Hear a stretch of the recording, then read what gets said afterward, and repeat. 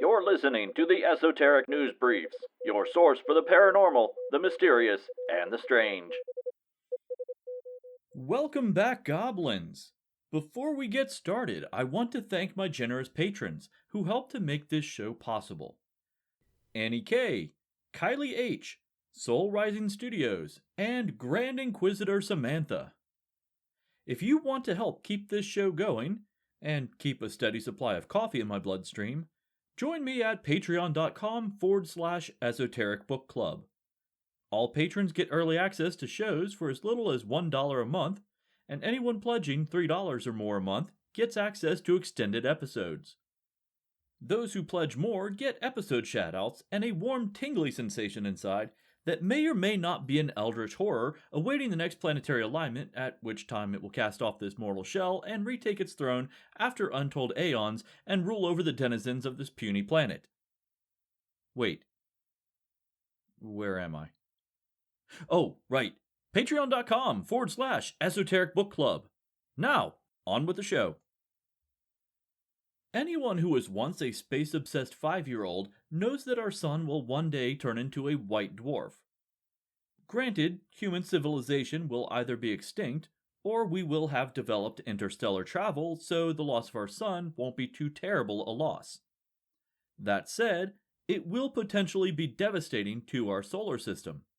And now we have confirmation of this destruction. When a star like ours dies, it expands briefly into a red giant, demolishing everything within the inner planetary ring. It then sheds most of its excess energy in the form of a gaseous outburst, much like a celestial fart, before reducing again into a compact crystalline structure known as a white dwarf. That's right. 97% of all stars in the Milky Way will one day become crystals. What's interesting about these radioactive crystal balls is that they still retain the same gravitational density as the star at full active size. So all the rubble from demolished planets gets sucked into the gravity well produced by this star corpse. That debris gets added to the crystalline sphere, which increases in density, allowing it to have a greater pull. Sometimes, after gobbling up all the space junk, it gains enough gravity that it can start to draw in planets. At least, that's the theory. How can we confirm this theory? Scientists began by using spectroscopy to look at the composition of known white dwarfs, and they noticed pockets of dense iron and magnesium. Theoretically, these would have come from the cores of planetary bodies. Adding this information to their theories, they began to observe active white dwarfs. Using the Chandra X-ray telescope, scientists zoomed in on G2938, where they watched for massive energy spikes, and they were not disappointed. They recorded several explosions on the surface of the dwarf, which matched theoretical models of planetary impacts. In these locations, the plasmoid surface of the white dwarf temporarily increased to 1.8 million degrees Fahrenheit. Since a white dwarf can't really generate that much energy without fuel, and based on the general composition of planetary bodies, scientists presume that this spike was caused by a planet striking the dwarf and combusting. Don't worry though, we still have several billion years before our sun becomes an interstellar bug zapper. It has been readily accepted that Neanderthals and Homo sapiens only interacted for about 5,000 years before Neanderthals went extinct. This concept has been around pretty much as long as we've known about Neanderthals. New evidence has drastically changed that theory, though. The Mandrin cave site in the Rhone region of France, not to be confused with the Chinese Mandarin, is host to a wide array of artifacts. Each artifact was neatly covered in sandy layers due to strong winds known as mistrals. Because each layer is isolated from the next, we can examine each layer as a separate occupation. Several layers have flint blades that are attributed to Neanderthals, but some have much smaller, more detailed workings, which paleoanthropologists think are primitive arrowheads. These flint points are attributed to the speculative Neronian people. Until recently, they were the only evidence for this culture, but a series of teeth have been unearthed and analyzed. The results certainly surprised archaeologists.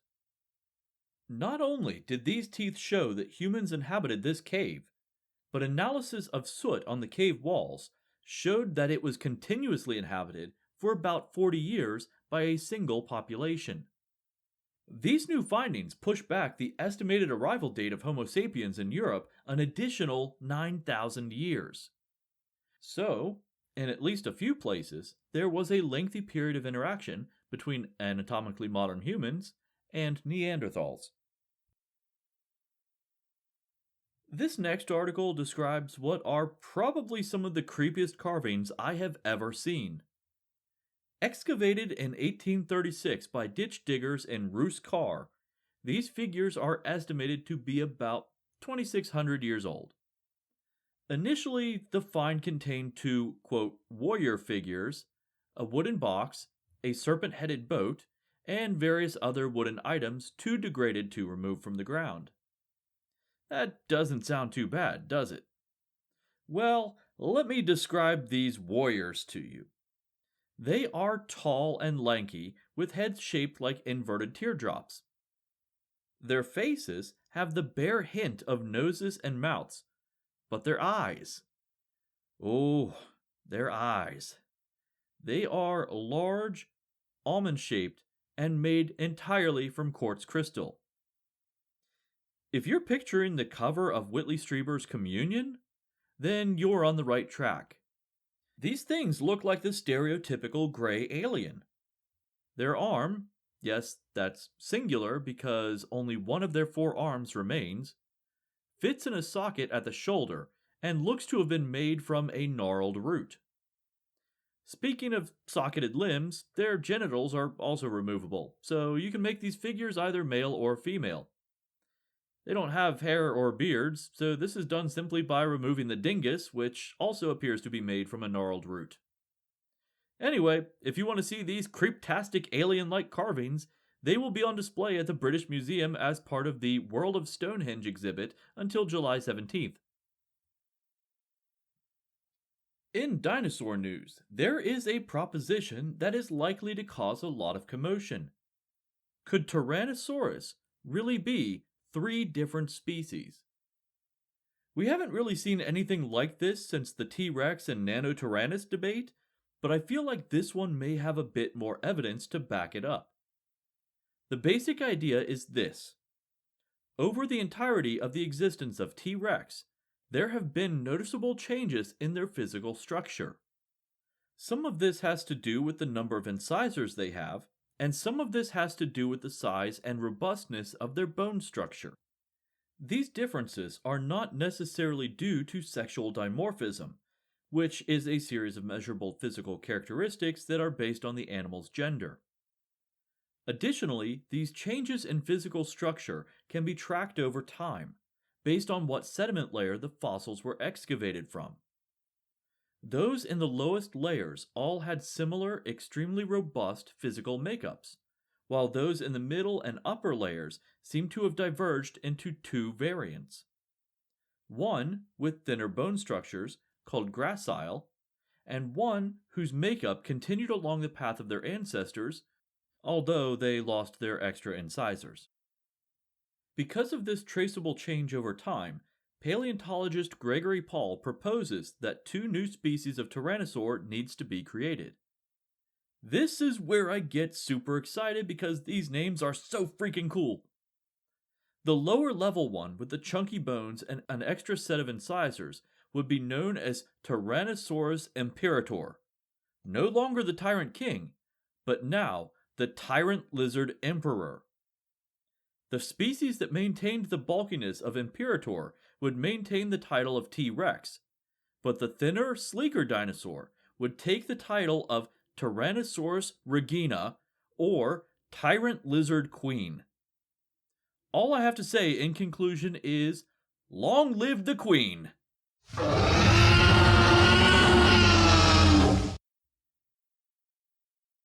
It's time for another Top 10, But this time, the numbers are tabulated in an interesting way. UFO sightings, ghost reports, and other miscellaneous supernatural reports. These three categories are then tabulated into a single spooky rating by state. So let's take a look at the top 3 UFO hotspots in the US. In third place, with 6,720 reported sightings, the Evergreen State, Washington. Coming in at second place, with 7,513 sightings, the Sunshine State, Florida. Finally, leading the pack by almost double, which is not surprising considering its size, with 15,072 sightings, the Golden State, California. But what about ghosts? Taking third place with 2,903 reported ghost sightings is the Buckeye State, Ohio. Second place reports more than double that total with 6,973. The Golden State again, California. Finally, taking the number 1 spot for the most ghost sightings with a whopping 7,382, the Lone Star State, Texas.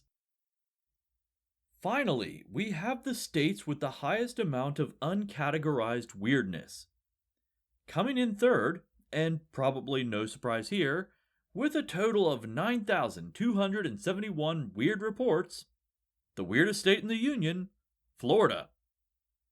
In second place, with a total of 13,013 sightings, again, the Lone Star State of Texas. Man, that's a lot of chupacabras. Finally, first place goes to the state that has already placed in the top 3 of every other category, clocking in with 22,045 reports of the supernatural, California. Now, this is where things get interesting. When you combine all these totals and adjust them for population density, the results shift drastically. The top 3 states where you are most likely to have any sort of paranormal encounter are Big Sky Country, the Green Mountain State, and the Pine Tree State, or Montana, Vermont, and Maine. So maybe Stephen King really was onto something there. When I read the headline for the next article, I was excited for what archaeologists may have found. Graves of dozens of kings from the time of King Arthur uncovered in Britain. Sounds awesome, doesn't it? Prepare to be underwhelmed. It turns out that these were the graves of early Christian kings, and their burial practices were brutally Spartan, even for the nobility.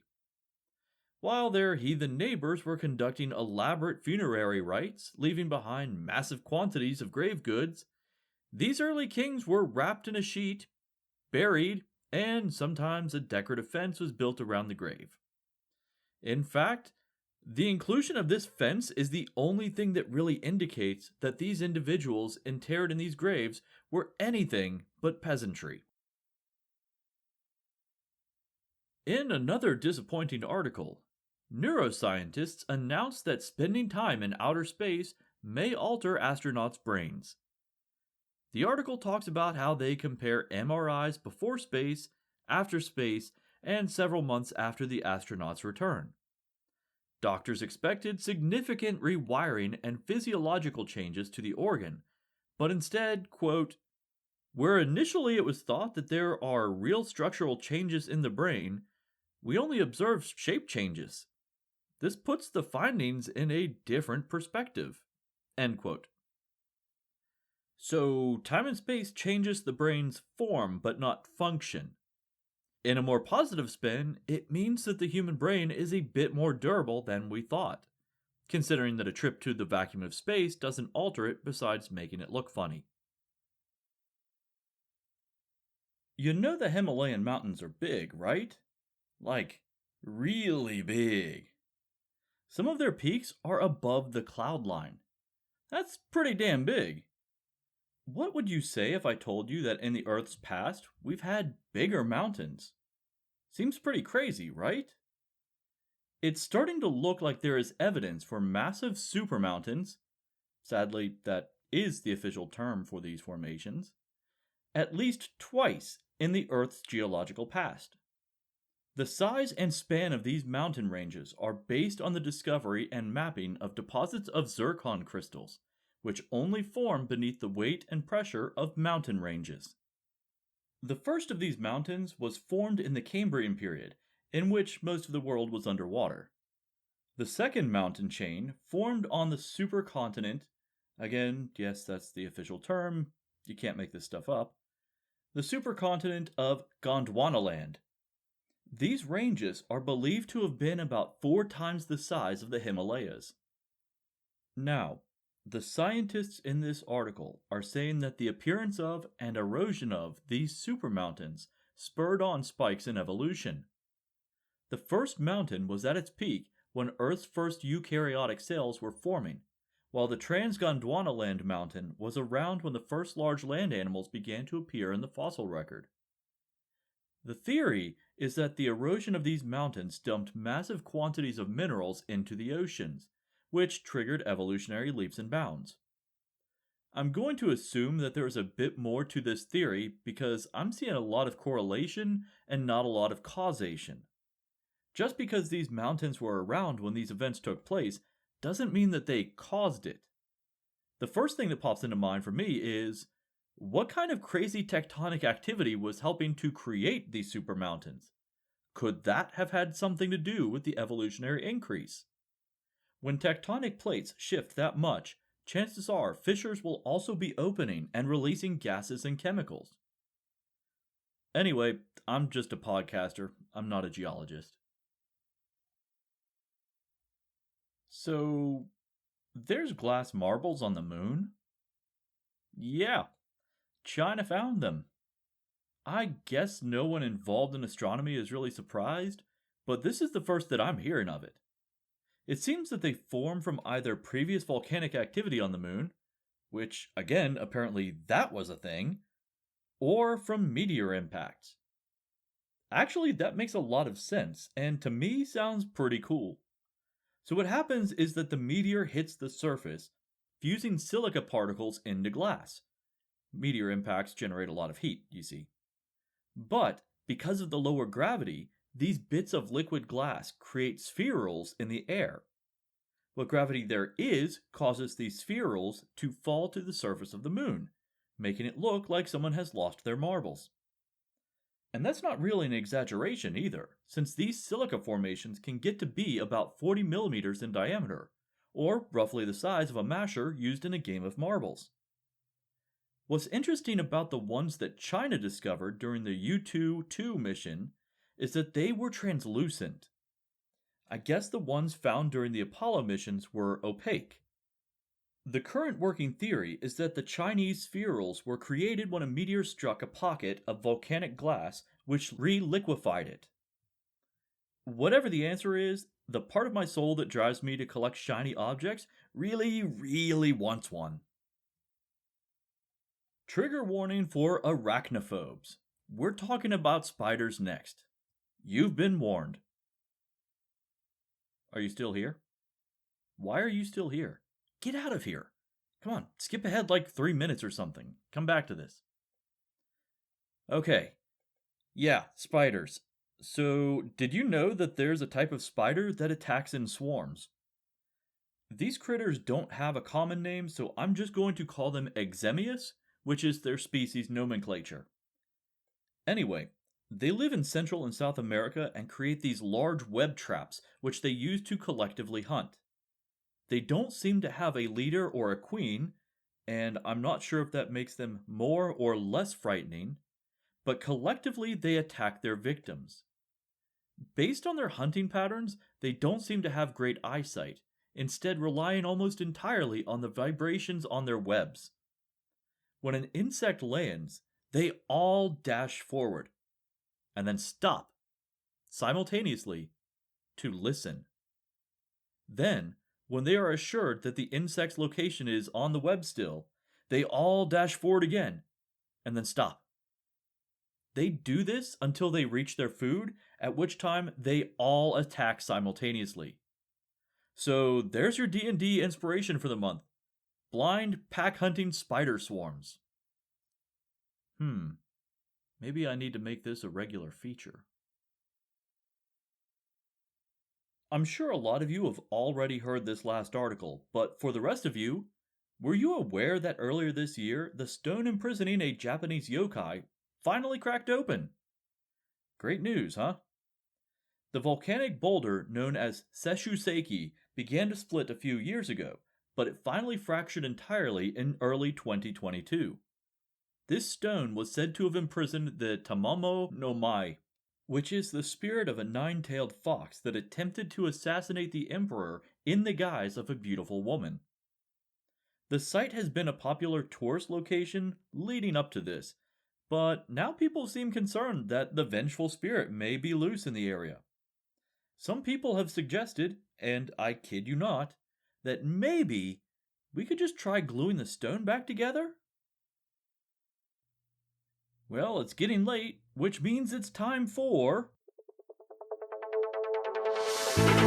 News of the Weird.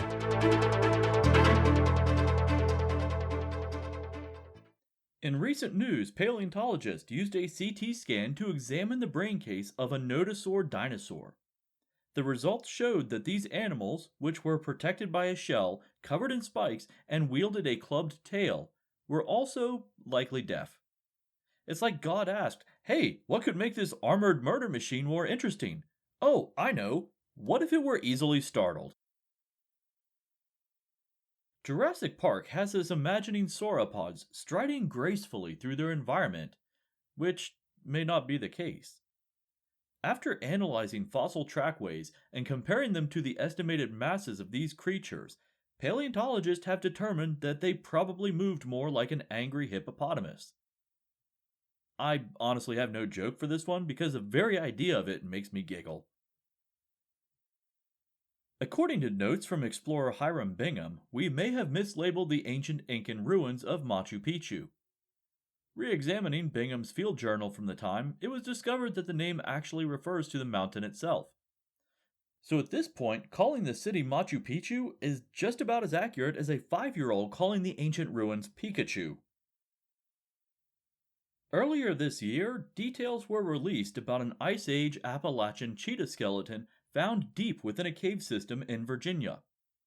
While it's unclear how the skeleton ended up in its final location, my guess, as a cat owner, is that someone told it, no, don't you go into those caves.